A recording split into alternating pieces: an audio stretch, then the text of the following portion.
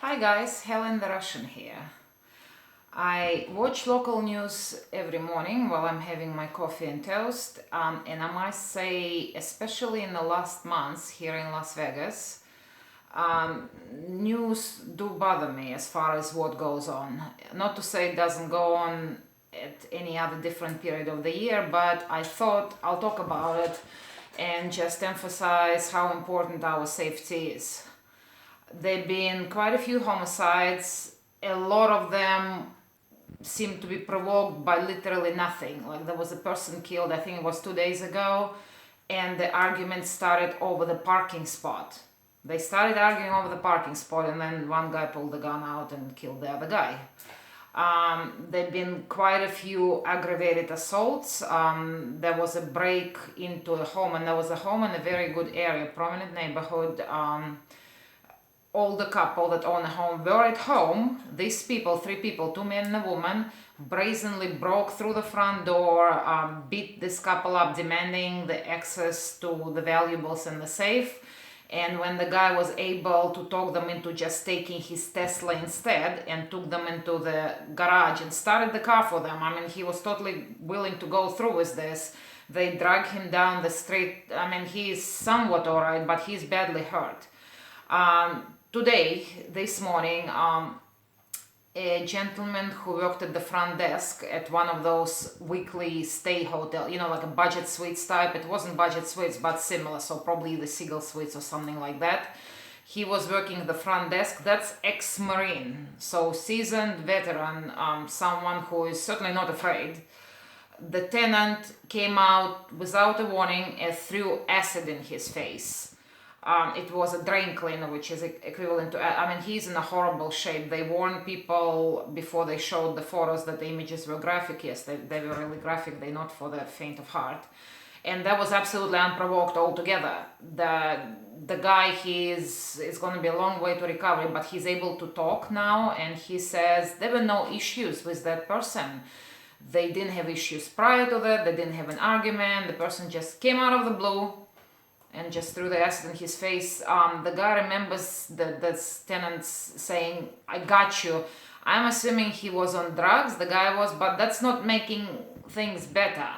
The reason I'm talking about all that, it seems like things can come up unexpectedly for no reason and they end up very badly. We put all kinds of people in our cars, and both platforms ask us to maintain a high acceptance rate, and I'm not saying don't, and I'm certainly not saying don't drive, but safety first. Is it gonna be worth it to get killed or to get maimed by some crazy person? So some ways to get around it.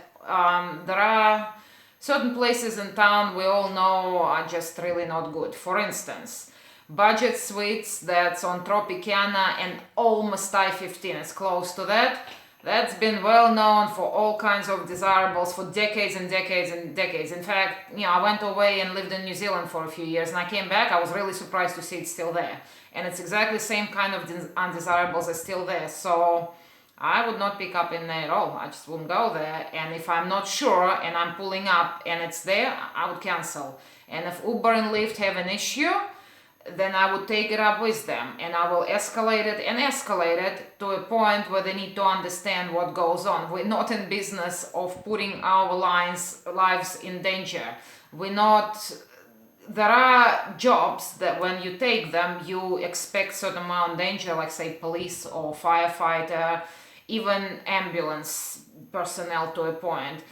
Not Uber and Lyft drivers. It's meant to be a ride-sharing platform that makes it nice and easy for everyone, and it's all lovely. Well, some situations are not lovely. So even those budget suites or even big sprawling hotel vacation apartment complexes, I try, and that's my stance, I'm certainly not gospel truth. I just won't go back there in terms of I will pick up a ride, but I'll park right in front of the front office where it's well lit and hopefully there are people and they need to come there or they need to be there already. I'm not going out looking for them, especially after dark somewhere in the back.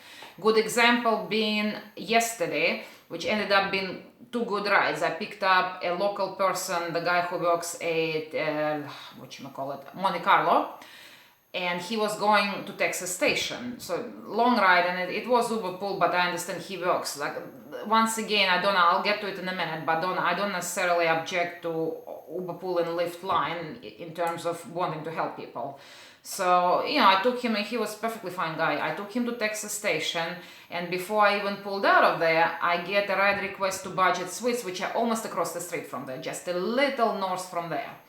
So I thought, I'll take it, because I was kind of hoping the person would be going back to the strip. It ended up being that way. So I pull up in front of the front office. It was just after 7, so already dark, and I'm just sitting in there and waiting and waiting and waiting, and 5 minutes rocked up, and I tried calling, and the person didn't pick up or immediately hang up. Well, I cancel as a no-show, and I did get paid. And I started pulling away, and almost immediately, it happens with Lyft. It hardly ever happens with Uber, but with Lyft it does, because there aren't as many Lyfts. She requests again, and I go, okay, I'll accept it again if you come to the front office. And she was there, and she was fine. But what I'm saying, at no point was I gonna go driving around that place in the dark, trying to find her or figure out what goes on in there. And she was perfectly fine.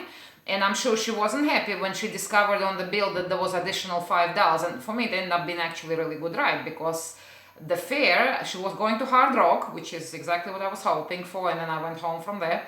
But the fare was $10 and some cents, and the $5 cancellation, $15 fare, plus the $9 that the guy paid on Uber pool that I took him there. Yeah, it ended up being quite all right. $24 for that round trip, within like 45 minutes. Was perfectly fine. I'm all happy with that. But I don't care about her feelings. In fact, at some point, she asked me to stop at 7-Eleven, and I said, okay, please don't be long though, because I already waited for you for 5 minutes prior. And she goes, well, I had to walk all the way from the back. I said, this is where the pin is. I didn't even get into safety with her. I said, but that's where you drop the pin. I was sitting on the pin. But the point being, don't cave in, don't put yourself in danger. Like, I don't think personally, for me, it's not worth it. I doubt it's worth to anyone, really.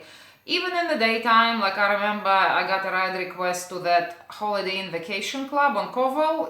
It's kind of across from the Venetian. I get a lot of ride requests in there. And we all know, I'm sure you've been there, it's actually very easy. It's right up front where you pull off Koval, and there is a ride share area, there is a security guard with the booth, it's a front door. So I'm sitting in there, and the passenger is not coming, and it was a Lyft line.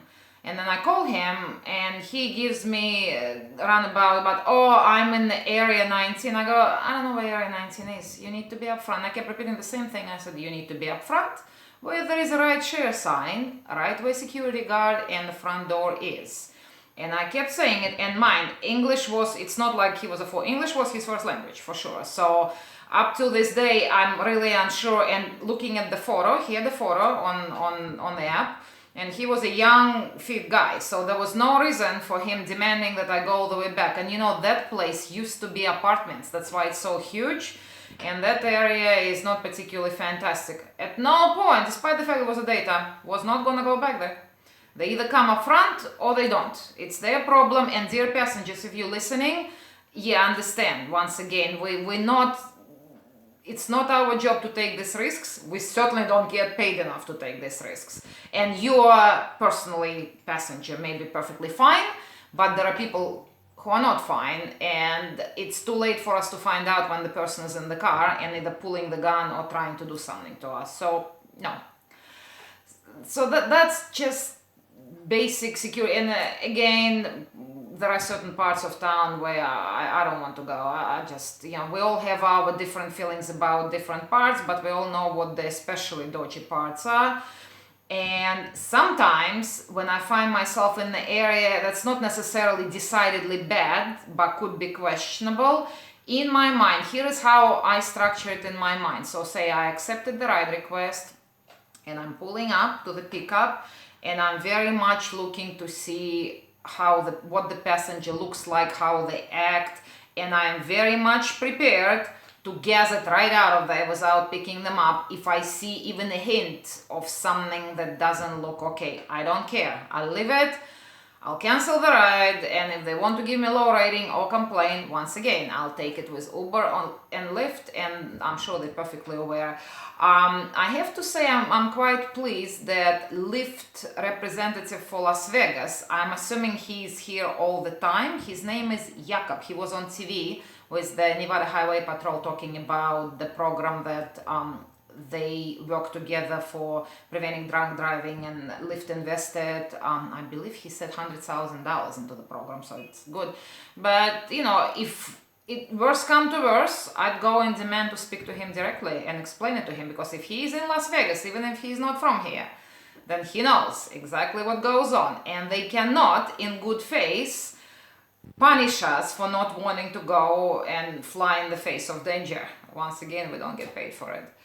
So please, everybody, stay safe. I really appreciate rideshare platforms because they allow us to make this extra money, or money, quite easily, and it's something that we didn't used to have before. But safety, your life, your well-being, your car. Actually, none of it is worth risking it. So take good care, everybody. Have a nice day.